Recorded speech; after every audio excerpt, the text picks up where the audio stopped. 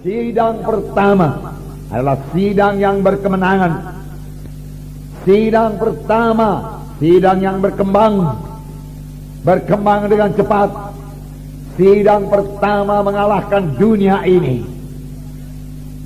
Sidang pertama, sidang yang berkuasa.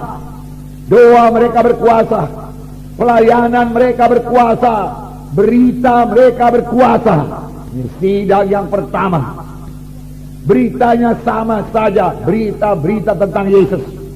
Maka sidang akhir zaman juga harus berkuasa, karena Tuhan yang kita sembah, Tuhan yang tidak berubah. Tapi jangan lupa, sidang yang pertama, sidang yang berdoa. Banyak berdoa. Sidang yang pertama tidak jemu-jemu berdoa.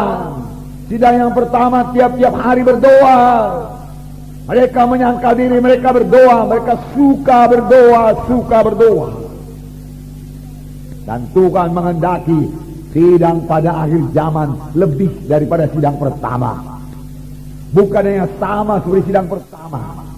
Kalau sama seperti sidang pertama juga sudah cukup hebat, sudah cukup luar biasa. Tapi firman Tuhan Hagai pasal 2 berkata, kemuliaan rumah yang kemudian lebih besar daripada kemuliaan rumah yang semula.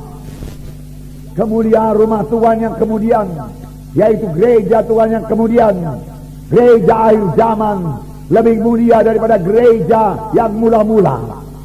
Karena gereja akhir zaman ialah gereja yang akan diangkat oleh Tuhan.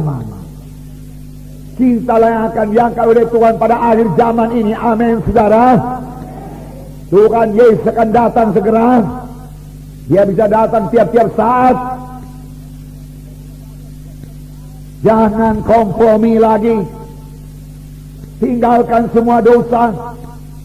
Tuhan yang mengangkat sidang yang suci, supaya kita ikut terangkat waktu Yesus datang kedua kali. Pada waktu murid-murid bertanya, Tuhan, kapankah kedatanganmu yang kedua kali? Tuhan Yesus berkata, pada waktu kamu lihat pohon ara bertunas, kamu tahu musim panas sudah hampir. Ini sudah akhir zaman. Biarlah kita hidup benar di hadapan Tuhan. Amin, saudara. Betul-betul melaksanakan kehendak Tuhan. Kalau berdoa dengan sungguh-sungguh, sama sebagaimana firman Tuhan minggu yang lalu. Bersungguh-sungguh berdoa. Kalau melayani dengan bersungguh-sungguh melayani. Kalau bersaksi dengan sungguh-sungguh. Jangan malu mengaku Tuhan Yesus. Hidup benar, hidup suci. Tinggalkan semua kegelapan, sehingga berkat Tuhan juga tidak terhalang kepada saudara, tidak tersendat-sendat datang kepada saudara. Supaya kutuk dosa dibebaskan dari saudara sekalian.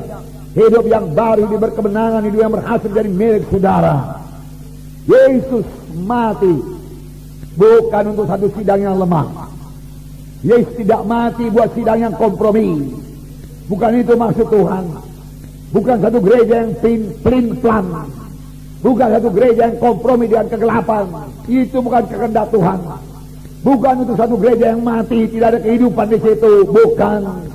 Bukan satu gereja yang lemah, yang tidak menjadi terang. Bukan. Yesus mati untuk satu sidang yang hidup, sidang yang berani, untuk anggota tubuh Kristus yang menjadi terang, menjadi saksi. Amin. Untuk itulah Yesus mati.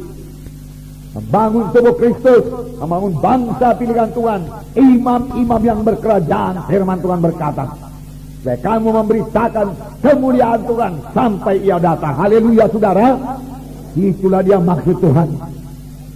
Satu sidang yang suci, satu sidang yang kuat, satu sidang yang tidak kompromi, satu sidang yang tidak lemah, satu sidang yang bersaksi, yang tidak malu mengakui Yesus sebagai Tuhan dan Juru Selamatnya.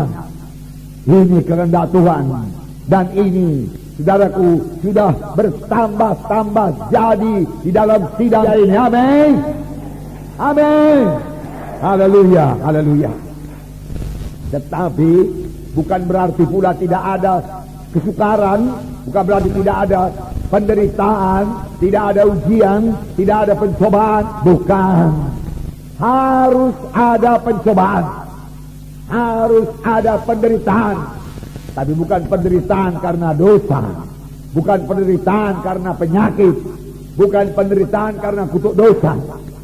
Jesus, Tuhan Yesus mau mengangkat semua penyakit saudara. Amin. Tuhan Yesus mau mengangkat semua kutuk dosa, bahkan sudah mengangkat semua kutuk dosa. Amin. Sudah, mari bebas. Percaya firman Tuhan ini. Bebas dari kutuk dosa.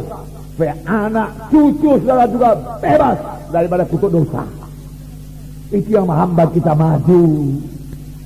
Kutuk dosa yang menghambat kita untuk keberkatan.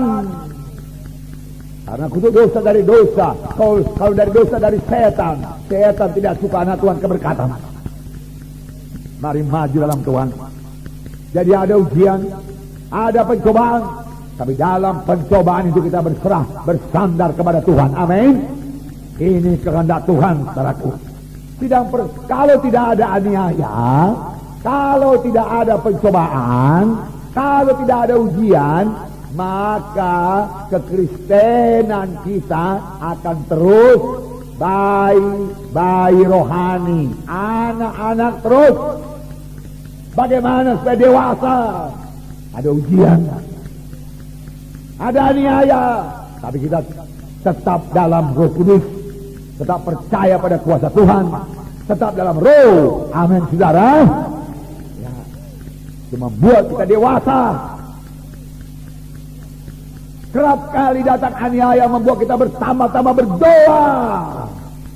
Dan kalau kita bertambah-tambah bersungguh-sungguh berdoa, kita tahu Tuhan pasti memberkati orang yang berdoa. Amin. Ya, luar biasa Tuhan kita itu.